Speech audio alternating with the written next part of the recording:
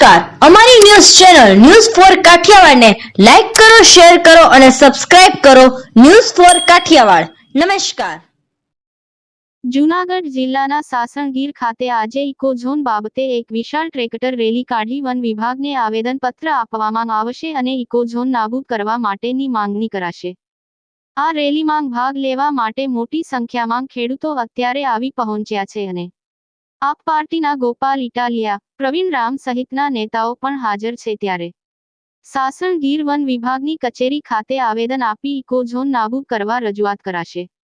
છેલ્લા ઘણા સમયથી ઇકોઝોન નાબૂદ કરવા ખેડૂતો દ્વારા કરાઈ રહી છે માંગ અને 18 સપ્ટેમ્બરના રોજ ઇકોઝોન બાબતે નોટિફિકેશન બહાર પાડવામાં આવેલ.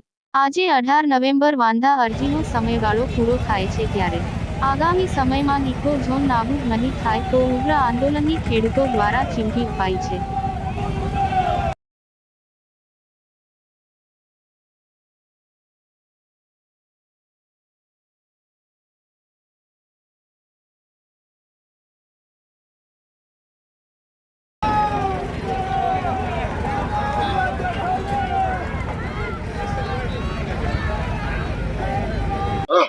આજરોજ સાસણ ખાતે ઇકોઝોનમાં ખેડૂતોની રેલી જે યોજવામાં આવી છે, ત્યારે ઇકોઝોનના નાબૂદ માટે આપણી સાથે હીરાભાઈ જોટવા મોજૂદ છે. હીરાભાઈ, ઇકોઝોન નાબૂદ થાય તે માટે શું કહેશો?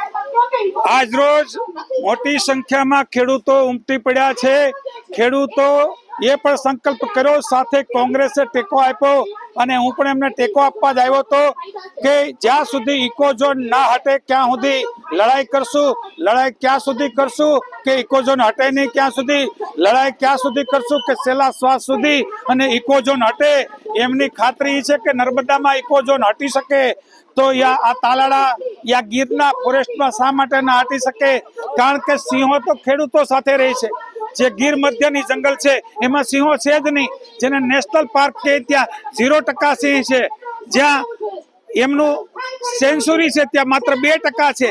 રિઝર્વ ફોરેસ્ટ અને પીએફ છે ત્યાં અને ખેડૂતો સાથે સિંહો રહે. હું તો એમ કહું છું મજાકમાં કે સિંહો સાથે જ સિંહો રહે. સિંહો આ ભ્રષ્ટાચારીઓ સાથે ના રહે. ભ્રષ્ટાચારીઓએ પોતાના ખનન બચાવવા માટે, પોતાની રોજીરોટી ખનનની ભરડિયાઓ ચાલુ કરવા માટે અદાણીથી લઈને મોટા માલેતુજારો ખેડૂતોના નામે ઇકોઝોન એમના વિસ્તારમાં હટાવીને એમણે ખનન કરવું, એ ખનનની વિરુદ્ધમાં પણ ખેડૂતો છે, હું પણ છું. એટલે સરકાર એવું ન સમજે કે એમના ખનનના ખેતરો છે એને હટાવી દે એટલે અમારો ઇકોઝોન પૂરો થાય. ઇકોઝોન તો ત્યારે જ પૂરો થાય કે મારા ખેડૂતોને શ્વાસનો રોટલો ખાય, ખેડૂતોને રાહત મળે, ત્યારે જ ઇકોઝોન હટો એમ માની અને ત્યાં સુધી અમારી લડાઈ ચાલુ રહેશે. જય હિન્દ, જય ભારત, જય જવાન, જય કિસાન. મારું નામ અનુપજીત વરસરિયા છે, મારું ગામ ચિત્રાવડ છે. આજે ખેડૂત મિત્રો ઇકોઝોનનો વિરોધ કરવા આવ્યા છે અને ટ્રેક્ટર રેલીનું પણ આયોજન કરવામાં આવેલ છે. તેનો વિરોધ કરવાનું કારણ એ છે કે ઇકોઝોનથી ખેડૂતોને કંઈ પણ ફાયદો થવાનો નથી અને પર્યાવરણને જો ઇકોઝોનની અંદર તે એમ કહે છે કે પર્યાવરણને ખેડૂત નુકસાન કરે છે, તો ખેડૂત માત્ર તેનો પાક લે છે અને તેના પાક લેવા દ્વારા કોઈ પણ પર્યાવરણને નુકસાની થતી નથી. માત્ર જો પર્યાવરણને નુકસાની કરતું હોય તો એ જંગલ ખાતું છે. અત્યારે સાસણની અંદર દેવળિયા પાર્ક અને સફારી પાર્કની અંદર ટુરિસ્ટો આવે છે અને હજારોની સંખ્યાઓમાં તેની ગાડીઓ અને જે આ બોલેલા તેના પિંજરા ફરે છે તે અંદર જાય છે, તો તેના રેડિયેશન અને ગેસ નીકળે છે, તો તેથી તેના જે પણ વન્ય પ્રાણી છે તો તેને નુકસાની થતી નથી.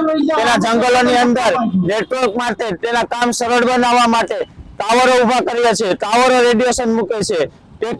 અત્યારે તે એમ કહે છે કે ટ્રેક્ટરો ચલાવવા નહીં, તો ખેડૂતોને કઈ રીતના તેના કાર્યો કરવા ખેતરોની અંદર?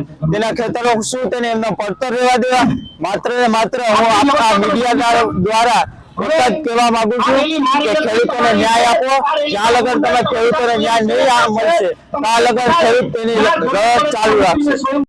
સાસણ જિલ્લા પંચાયત સીટના પ્રતિનિધિ રોલિતભાઈ વિનોદભાઈ બુશા. સંખ્યા વધી જશે તો આજ રોજ શાસન મુકામે જે 196 ગામમાં સરકારશ્રી દ્વારા ઇકોઝોનનો કાયદો લાદવામાં આવ્યો છે તે સંદર્ભે આજે અસંખ્ય ખેડૂતો અહીંયા ભેગા થયા છે અને ટ્રેક્ટર રેલી સ્વરૂપે આજે રેન્જ ફોરેસ્ટ ઓફિસે આવેદનપત્ર દેવા જઈ રહ્યા છે અને આ કાયદાનો સંપૂર્ણપણે વિરોધ કરી અને ખેડૂતોએ સૌએ એક ખૂબ